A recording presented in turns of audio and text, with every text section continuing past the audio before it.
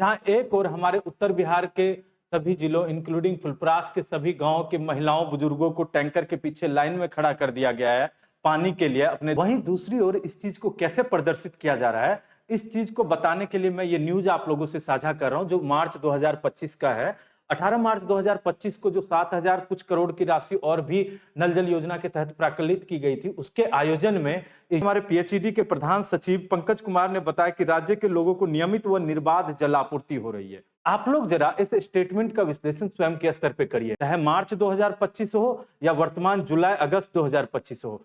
उस टाइम भी या इस टाइम भी कितना नियमित और निर्बाध जल आपूर्ति हो रहा है या हो रहा था, उस चीज का विश्लेषण आप लोग स्वयं के स्तर पर करिए। टाइम के समाचार पत्रों में छपे न्यूज को भी देखा जा सकता है कि किस तरह से जल आपूर्ति काफी व्यवधानों के साथ केवल एक ही जिला में नहीं, हर एक जिला में बहुत ज्यादा व्यवधान आ रहा था और वर्तमान में भी वो आ रहे व्यवधान कंटिन्यू ही है, मधुबनी जिला में भी और उत्तर बिहार के जल संकट से जूझ रहे इन सभी जिलों में।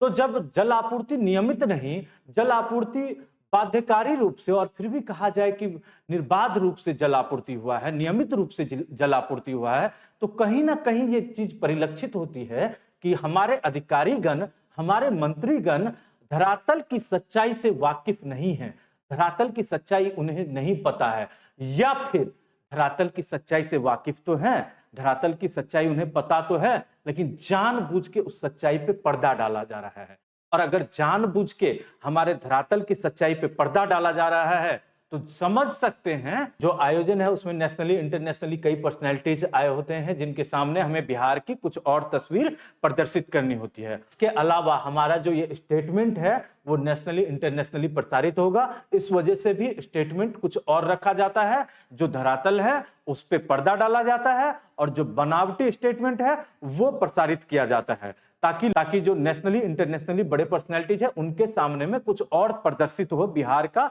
चेहरा, बिहार की तस्वीर। लेकिन हम बिहार की तस्वीर ऐसे ढककर प्रदर्शित कर रहे हैं और बिहार में चल क्या रहा है इस चीज का कोई सूद बूद नहीं लेने जा रहे हैं, तो इसे हम बिहार के जनता के साथ छलावा नहीं कहेंगे तो और क्या कहेंगे। ये हमारे गांव में नल जल योजना के जलापूर्ति में कितना व्यवधान है और कितनी परेशानी है उस चीज को हम बाहर नहीं जाने दे रहे हैं। और इसलिए हम बिहार वासियों को भी अब थोड़ा जागना होगा कि हमारी गवर्नमेंट हमारे लिए क्या कर रही है और क्या योजनाएं चला रही है और कागज पे यही योजना क्या चल रही है और धरातल पे यही योजना क्या चल रही है, इस चीज की जानकारी हम सभी को रखना होगा। इस चीज के लिए कोई बहुत वेल एजुकेटेड होने की जरूरत नहीं है, हम अगर मामूली एजुकेटेड भी हैं या नहीं भी एजुकेटेड है फिर भी अपनी भाषा में इतनी समझ तो रखी जा सकती है कि चल क्या रहा है कागज पर और धरातल पे हमारे साथ क्या हो रहा है। क्योंकि ये जानकारी हम जिस दिन रखने लगे ना, यकीन मानिए लोकतंत्र में हमारे द्वारा चुनी गई सरकार हमें छलने से पहले बहुत बार सोचेगी